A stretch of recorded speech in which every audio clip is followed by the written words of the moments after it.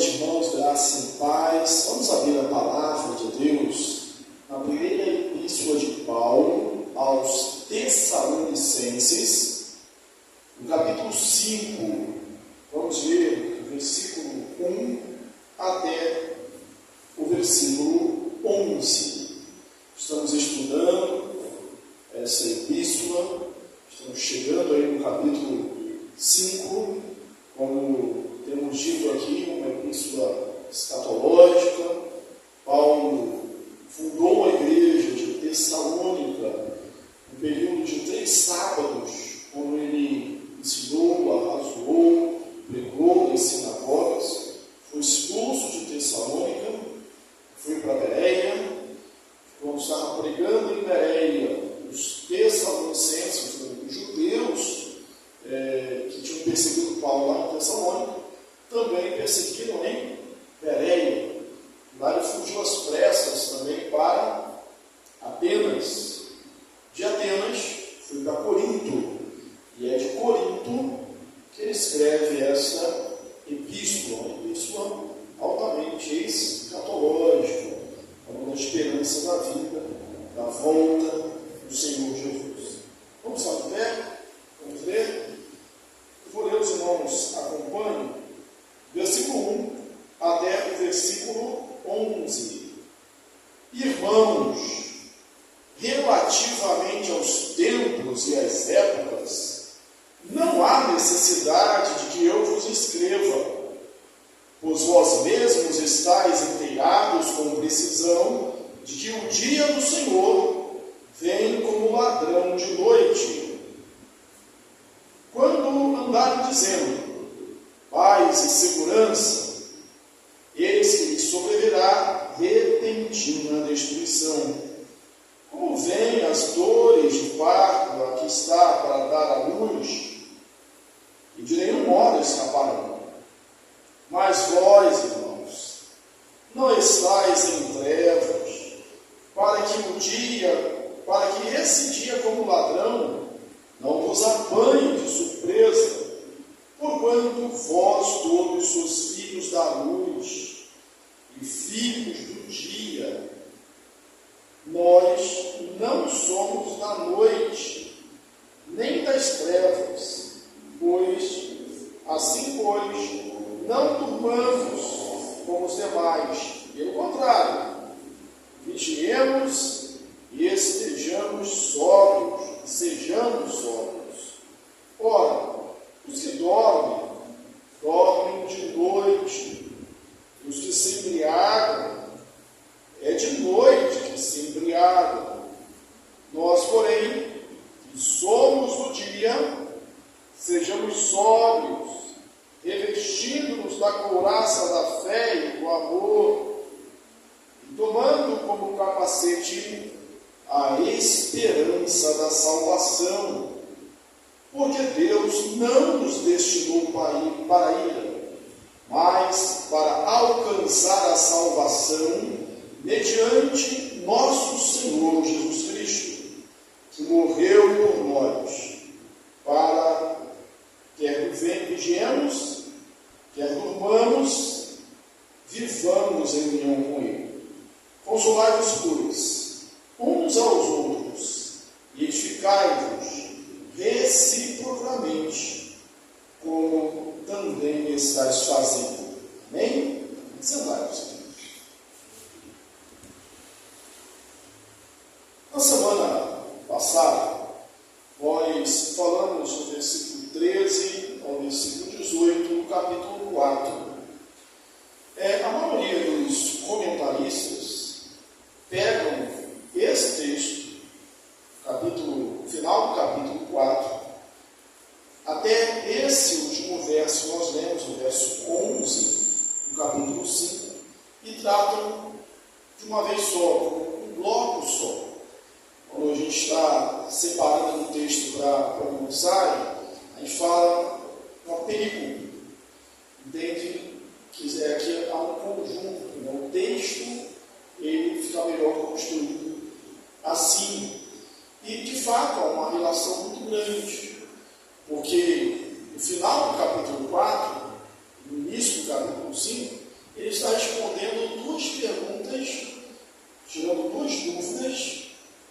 eram fundamentais, que incomodavam os tessalonicenses. A primeira era se aqueles que morreram teriam alguma desvantagem, algum prejuízo na volta de Jesus. E a segunda, que é tratada aqui no início do capítulo 5, é se eles, os crentes vivos, se nós corremos o risco de estarmos despreparados, de não estarmos prontos para esse glorioso dia. Então, a pergunta, ou as perguntas, elas estão realmente juntas. Aqueles que morreram perdem alguma coisa? E a resposta que nós vimos foi não.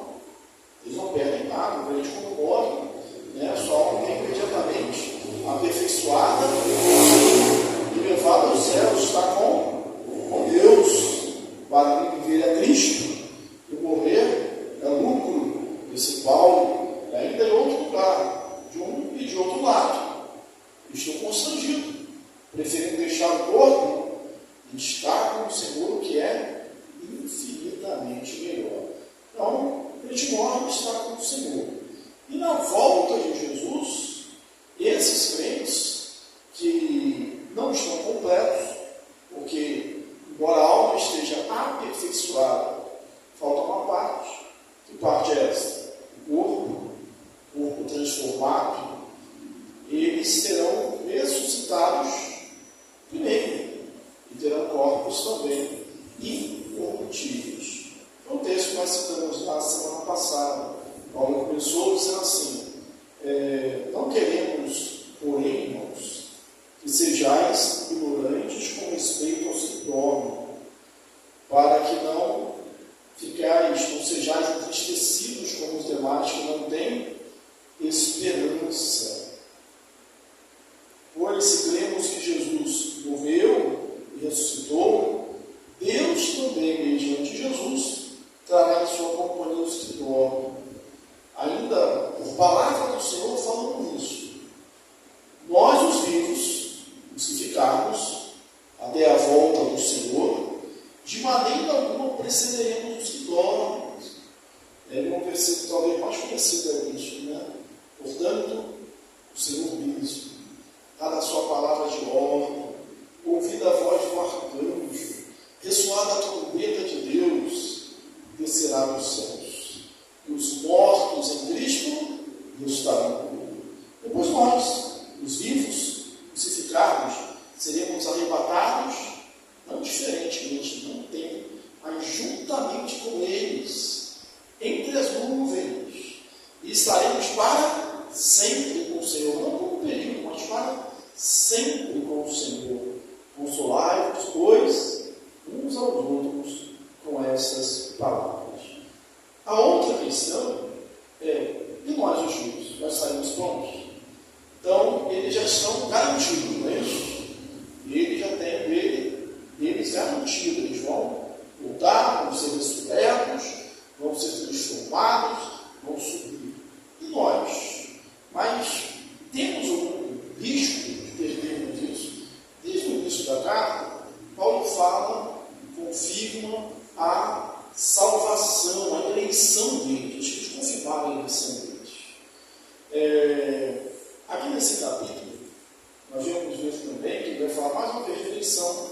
Vai aparecer um único versículo em toda a primeira epístola que fala da morte de Jesus, que Jesus morreu pelos nossos pecados, especificamente da crucificação, e que não há essa possibilidade de nós sermos pegos de surpresa ou ficarmos despreparados.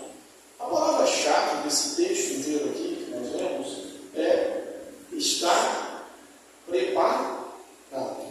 Estar preparado. Então, se você não conseguir gravar nada, ou tiver dificuldade de memorizar, mas você sair daqui com essa convicção, com essa certeza: eu estou preparado para a vida de Jesus, e eu preciso estar me preparando e continuar preparado para a vida de Jesus, você certamente vai ter entendido essa mensagem de Paulo, essa resposta de Paulo à igreja de Tessalônica, que é hoje a resposta de Deus para a nossa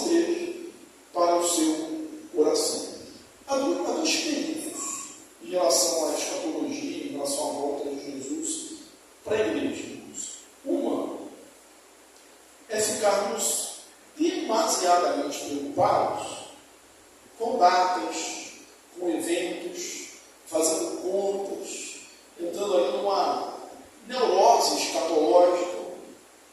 Isso é um perigo, que vai nos frustrar, que vai nos ferir, que não vai produzir muita coisa. O outro perigo é nós vivermos tão descuidados, tão esquecidos disso, que vivamos como que não crê na volta de Jesus. Deixa eu explicar, não cremos na volta de Jesus. Nós cremos, nós acreditamos que Ele vai voltar. Isso não parece ser um problema dogmático, teológico, também numa igreja evangélica, contemporânea, também numa igreja cristã. Cremos que Jesus vai voltar. Mas vivemos de forma descansada, como se Ele não fosse voltar nos nossos dias. Raros são os crentes que vivem como nós de fato deveríamos viver, como Jesus fosse voltar na minha época, nos meus dias. Paulo lhe dá essa ideia que ele cria assim, quando ele diz: nós, os vivos, os que ficamos. Mas nós pensamos que daqui a 1000 anos, 2000 anos, vamos voltar aqui. A gente não vive hoje como se Jesus fosse voltar hoje mesmo. Isso é um problema para a gente, porque a gente vive despreocupados, no sentido de não estarmos vigilantes, não estarmos sóbrios, não estarmos alertas, não estarmos, nesse sentido, nos preparando para a volta de Jesus. Então deveríamos viver hoje como se Jesus fosse voltar hoje mesmo, fosse agora, preparados. Eu já disse isso aqui, de vez em quando algumas pessoas perguntam: se Jesus voltasse hoje, o que você faria? Qual a resposta que você daria? O que você faria se Jesus voltou agora? Está voltando Jesus. Você tocou a chamamento, você escutou. Por exemplo, vai ser assim, você escutar, né? Tocou a trombeta, você escutou, viu o relâmpago no céu, o Oriente, o Ocidente, o Filho do Homem. O que você vai fazer? Aí ele responde: eu vou dobrar o joelho, eu vou orar pedindo de perdão pelos meus pecados, eu vou me esconder, vamos fazer isso no Apocalipse, a gente lê isso, eles vão se esconder em cavernas, em buracos, fugindo da ira do cordeiro, procurando a morte, mas não vão encontrar. Eles queriam morrer, era preferível morrer do que encarar ali o cordeiro, por isso era terrível. Então, o que você deve fazer? A resposta correta, irmãos, é fazer exatamente o que eu estou fazendo. Fazer exatamente o que eu estou fazendo, não fazer mais nada. Por quê? Porque o crente, ele tem que ser constante em todo o tempo. Bem-aventurado o servo que, quando o seu Senhor voltar, encontrar fazendo assim. É uma vida inteira. Você não precisa fazer nada quando ele voltar. Você tem que viver uma vida de testemunho, de fruto, isso de maneira regular, frequente. Alguns exemplos, algumas metáforas, ilustrações que Paulo usa para ilustrar o que ele quer ensinar. Primeiro, ele diz uma coisa interessante: irmãos, relativamente aos tempos e épocas, não há necessidade de que eu vos ensine. Em outro lugar, que pode dizer: pois já sabeis, pois já estáis instruídos. E aqui ele reitera, quanto aos tempos e épocas, você não precisa me ensinar. Vocês já sabem. Eles estavam perguntando, e Paulo está dizendo: vocês já sabem. Eu já ensinei, eu já expliquei isso em 3 sábados, em 3 semanas. Parece que o que está acontecendo aqui é que os tessalonicenses, eles querem algo mais. Você já ouviu aquelas pessoas que estão sempre procurando algo mais? Tem gente que está sempre procurando algo mais. Um certo ponto isso é bom, quando você está procurando crescer, você se aperfeiçoar, isso é legal. Mas tem gente que está procurando algo mais, sempre descobrir uma coisa nova. Né? Quando a verdade, a revelação, é uma só. Talvez quisessem, esperando que Paulo dissesse uma data, Paulo dissesse um sinal especial, um aviso diferenciado para eles. E aí Paulo está dizendo, não tem mais nada para ensinar para vocês com isso. Eu vou ensinar para tirar a inquietação de vocês. Vou repetir, mas eu não tenho nada mais para ensinar. Vocês já sabem, vocês já estão inteirados. A expressão aqui que Paulo usa é quanto a tempos ou épocas. Aqui aparecem duas palavras gregas que, via de regra, nós crentes repetimos. Né? Aqui aparece com a primeira palavra, a palavra cronos, e a segunda é a palavra kairos. Então, quanto ao tempos e épocas, quanto a cronos, kairos, eu não tenho mais nada para ensinar para vocês. Vocês precisam saber mais nada. Isso apareceu também lá em Atos, no capítulo 1, quando, versículo 6, versículo 7, os discípulos perguntam para Jesus, Senhor, será esse o tempo? Ou seja, kairos, a época determinada, o tempo do Senhor, o tempo de Deus. É esse o tempo que o Senhor vai restaurar o reino de Israel? E qual foi a resposta de Jesus? Nos compete saber épocas ou tempos que Deus determinou para a sua única, exclusiva presciência. Só Deus que sabe. E aí vem o mais, adversativa, mas recebereis poder ao descer sobre vós o Espírito Santo e sereis minhas testemunhas, tanto em Jerusalém como em toda a Judéia, Samaria e até os confins da terra. Aqui a gente pode fazer até um jogo de palavras, né? Escatologia é a doutrina das últimas coisas. Aqui que sereis minhas testemunhas é a palavra martiria, não vem mártir. Então, a ênfase não é na escatologia, a ênfase é na martiria, a ênfase é no testemunho.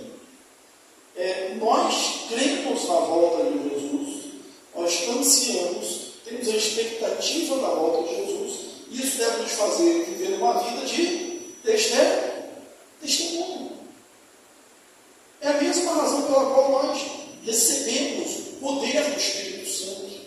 Não é para a gente sair por aí como super-heróis, como gente extraordinária, somos, né? Mas para testemunharmos, para pregarmos o Evangelho. Né? Então, quanto a tempos e épocas, não tem mais nada para ensinar. Você já sabe. Mas há uma curiosidade, né? Há uma vontade, como aquele senhor com um bloco, um caderninho, uma apostila, hoje com um tablet, um celular, anotando os fenômenos, os efeitos, os dias, fazendo contas para ver a data que Jesus vem. Já fizeram muito isso no passado e continuam fazendo. Tem gente que continua fazendo isso. Inclusive, há um tipo de escatologia, um movimento escatológico, que quando ela é extremada, parece que o crente, ele torce pela tragédia. Ele vive naquela, como se fosse uma máxima da vida dele. Quanto pior, melhor. A coisa está do ruim pior, e você deve ter repetido isso também muitas vezes aí, né? Quando está assim, tudo ruim, assim, Jesus está voltando. Então tá bom, né? Quanto pior, melhor. E nós não somos chamados para isso. Nós somos chamados para pregarmos o Evangelho. Lembra da parábola das noivas? 5 prudentes, 5 nécias. Qual a diferença entre as nécias e as prudentes? A única diferença é a palavra-chave do nosso preparadas. Não fala que uma era mais bonita do que a outra, que uma era mais inteligente do que a outra, que um grupo era mais arrumado, um era mais forte, outro era mais fraco.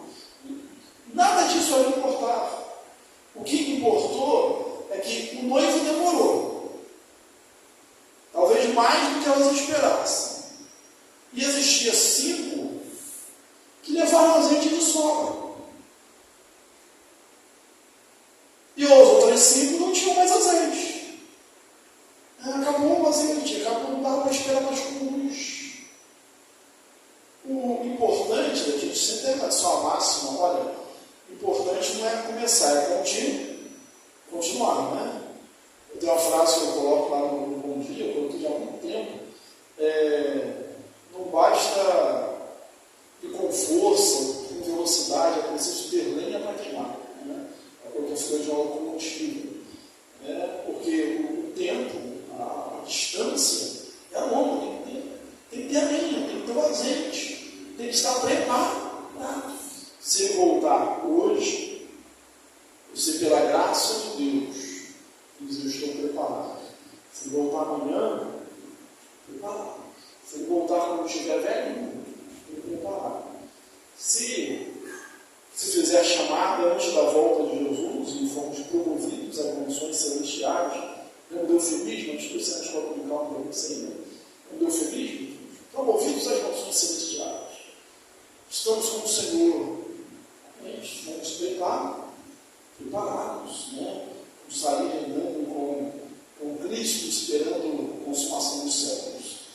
Bem, quando há tempos e épocas, não tem necessidade de nos discutir. Eu gosto muito dessa palavra de Paulo, eu estou batendo nessa tecla aqui, porque às vezes o problema é do irmão que quiser aprender, e às vezes o problema está também naquele que ensina, né? Porque dá vontade de você mostrar mais de superioridade, eu tenho um segredo, né? Eu tenho uma luz especial, eu tenho aqui um negócio que eu vou te revelar. Acabou, não tem mais nada para ensinar, irmão. Isso aí vocês resolvido mesmo. Só precisam se aperfeiçoar nisso. Estar preparados para isso. E é isso que estamos aí no meio da reforma. O que nós pregamos? Qual é um dos pilares da reforma? Só a Escritura. E a gente prega um texto que você já ouviu, você que é crente há muito tempo, e tem aqueles irmãos que mediam, eu quero ouvir algo novo sobre esse texto. Não, a função do pregador não é descobrir uma coisa nova no texto. É expor o texto como ele é. Não tem que ficar procurando coisas mirabolantes, procurando ali uma agulhazinha no parede para contar uma nova curiosidade, mas contar, pregar a palavra como ela é. Vamos prosseguir aqui para o segundo versículo. Pois vós mesmos estáis inteirados, com precisão, que o dia do Senhor vem como um ladrão. Ele, mais uma vez, confirma: olha, vocês estão inteirados e com precisão. E aí usa aqui a primeira figura de linguagem, aqui, a primeira metáfora. Ele vem: o dia do Senhor vem como ladrão. Essa metáfora do ladrão é muito sugestiva, muito explicativo. Antes, porém, a gente vai falar sobre o dia do Senhor. O dia do Senhor é uma expressão tirada, usada, emprestada no Antigo Testamento. No Antigo Testamento, diversas vezes, o profeta dizia: o dia do Senhor como um dia de juízo, um dia de castigo. E no Novo Testamento usa essa linguagem, usa essa palavra, expressão, com uma configuração para o dia da volta de Jesus. Então, quando a gente vê no Novo Testamento a expressão do dia do Senhor, é o dia da volta de Jesus, é da luzia, é a consumação de todas as coisas. O dia do Senhor vem como ladrão. E ele começa a explicar como o ladrão vem.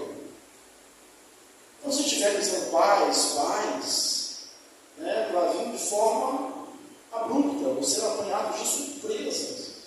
Essa questão de paz e segurança era a falsa mensagem, a mensagem mentirosa, pregada lá no período pré-exílio,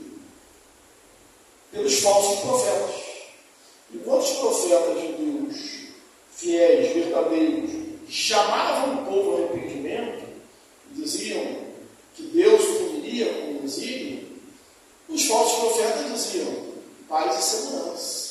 O Senhor está no seu templo, Jerusalém, Jerusalém. Então, essa mensagem é a mensagem pregada lá e mensagem hoje, pregada hoje também com os falsos profetas. Não está tudo bem, tudo bem. Tem uma maneira das pessoas hoje viverem que o que importa não é se está certo ou se está errado. Eu não é se está certo ou se está errado. A pergunta não é essa que se faz. Conceito atual, vida conforme o presente século. Como você se sente? Você está feliz com isso? Como você se sente em relação a isso? Você pode ter feito a pior besteira, cometido o maior pecado, cometido um crime. Aí a pergunta é: como você se sente? Não, me sinto bem, me sinto bem, está tudo bem, Está bem resolvido. É uma pessoa feliz, pobre, miserável, pela expressão de Apocalipse. Paulo sabe que os pobres seguem o mundo. Porque não há felicidade longe da vontade de Deus. Então, isto é paz e segurança, mas a vida é como um ladrão. Como que vive um ladrão? Ele diz: olha, estou chegando, tal dia, tal hora, fulano, agenda aí, põe na sua agenda aí, tal dia eu vou na sua casa roubar você, tá bom? Então você, se quiser, você tira daí os seus bens de valores, esconda o seu dinheiro, se precavendo, porque tal dia eu vou. E é papo firme, sempre. Firme, coisa velha pra caramba, é sério, certo, é combinado. A gente vai, eu vou nesse dia, não falho não, pode deixar. Você está comigo, trato. Trato é trato. É assim que eu age? Não. E interessante é que mesmo numa cidade violenta, onde vive, no Rio de Janeiro, aqui no Aurora é um pouquinho melhor, no cercado, no paraíso, é outra figura, já não é o feliz, já não é economia. Ainda assim, quando nós somos assaltados realmente de surpresa. Quem estava esperando? Eu tenho meu testemunho, vou contar aqui no Aurora, a Marina estava traindo, e parou uma Peugeot preta, até hoje, parou.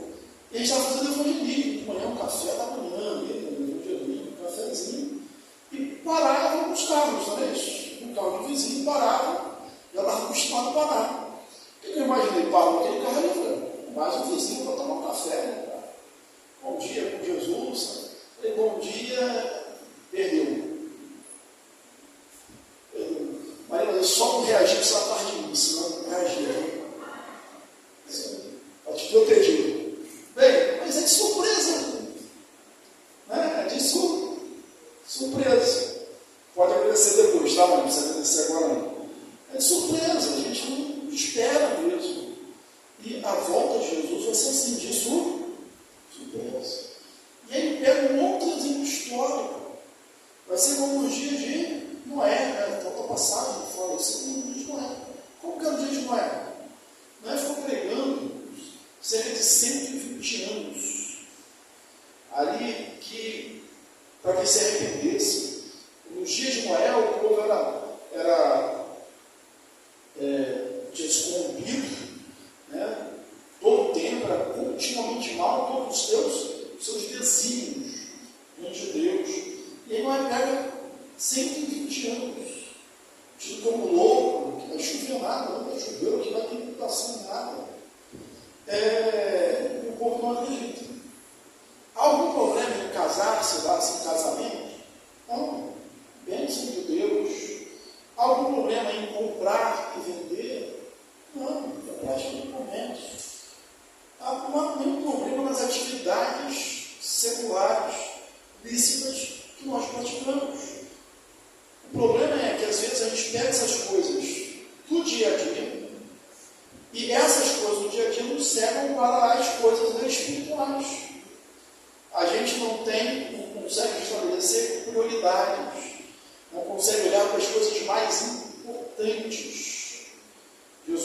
de outra forma, assim, buscar coisas em primeiro lugar, o reino de Deus, e as demais coisas nos serão acrescentadas. Uma forma cristã madura de vida é entender que, em primeiro lugar, é o reino de Deus, e todo o resto é as demais coisas. Isso não vai fazer você viver uma vida relaxada, ao contrário, você vai viver uma vida previdente, confortável, descansando no Senhor, trabalhando, fazendo tudo. Lembrando-se que Deus sabe que vocês necessitam de todas elas. Mas a questão de perspectiva, de prioridade, de olhar, de visão. Então, casado, dados em casamento, de repente, já veio. Como um ladrão, pegou eles desprevenidos, quando eles não estavam preparados. Isso é até um ditado. Eu gosto muito de ditado popular, porque na forma de sabedoria. Era assim, o pessoal fala assim, não sei se é bem assim, mas trocou a fechadura, botou a tranca depois que a casa foi assaltada. Mais ou menos assim, né? Então, depois que foi assaltado, adianta para os próximos, né? Mas tinha que ter colocado antes. Aí o carro é roubado, assim, agora eu vou fazer o seguro. Depois que levar o carro, não adianta fazer seguro. Tinha que ter feito antes. Ele vem de surpresa, não esteja preparado. Da vigilância, do ladrão, ele passa para uma antítese que completa isso, a sobriedade versus a embriaguez, a noite versus o dia, o estar dormido e o estar acordado. Vocês não são da noite, vocês são do dia. Vocês não são embriagados, vocês são sóbrios. E todos nós sabemos quais são as características de uma pessoa embriagada. Ela está mais lenta, seus reflexos não correspondem, tanto é que maciçamente falado aí, divulgado, tem aí a blitz, a lei seca, se beber, não dirija. A razão principal é que os reflexos são muito diminuídos, sofrem muito.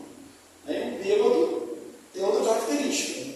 Via de regra, ele acha que não está bêbado, embora ele não bêbado não, você já sabe. Quer que faça o 4? Não consegue fazer o 4 também. Não estou bêbado não.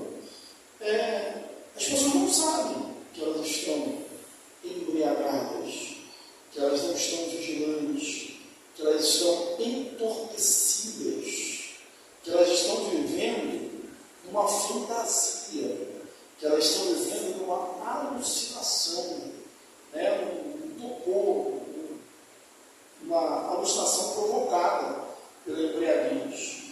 Um homem sem Deus, sem Cristo, está vivendo assim. O contraste são os nós, os crentes. Nós estamos lúcidos, sóbrios, despertos, preparados, alertas. E aí ele faz uma outra metáfora. Ele passa ali para a figura de um sentinela. Qual é a missão maior da sentinela? É vigiar. Tem que estar alerta. A missão da sentinela é quando vem o inimigo. Esse inimigo não pega a cidade desprevenida, desapercebida. Ele grita antes, ele clama antes. Esse exemplo está no Antigo Testamento, aqui no Novo também. E aí, mais uma vez, usa, como lá em Efésios, ele usou para vocês armadura do crente, só que ele usa de uma forma diferente. Ele fala da fé e do amor como couraça. A couraça é uma arma de ataque ou de defesa, de ataque ou de proteção. É uma arma de defesa, é uma arma de proteção. As couraças, feitas de vários materiais para proteger,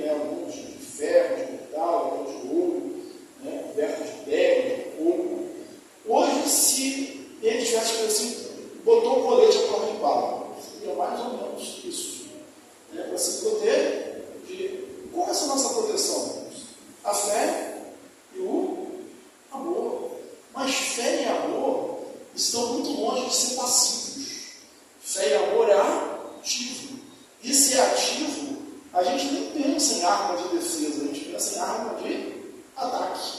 Aí o trocadilho cai muito bem, até no esporte, no jogo, né? A melhor defesa é o ataque. A melhor defesa é o ataque. Então, pega essa couraça da justiça, de amor e de fé. E o capacete, ele fala assim que é a nossa salvação, a esperança da salvação. Então, Paulo une tudo isso para dizer: vocês estão preparados. O dia do Senhor é um dia de terror, como diz Amós, um dia de choro, não de alegria, para os crentes. O incrédulo tem que estar realmente aflitíssimo com a volta de Jesus.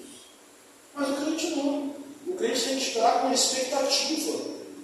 Tem que estar iniciando essa volta, de uma maneira grandiosa.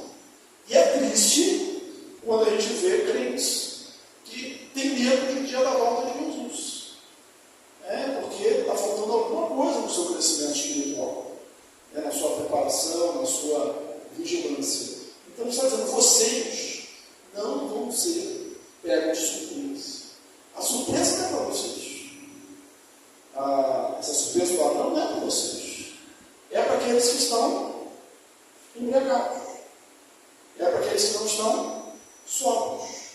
É para aqueles que não estão vigilantes. É para aqueles que não estão esperando. Vocês estão esperando todos os dias a volta de Jesus. Então vocês não vão ser pegos despreparados.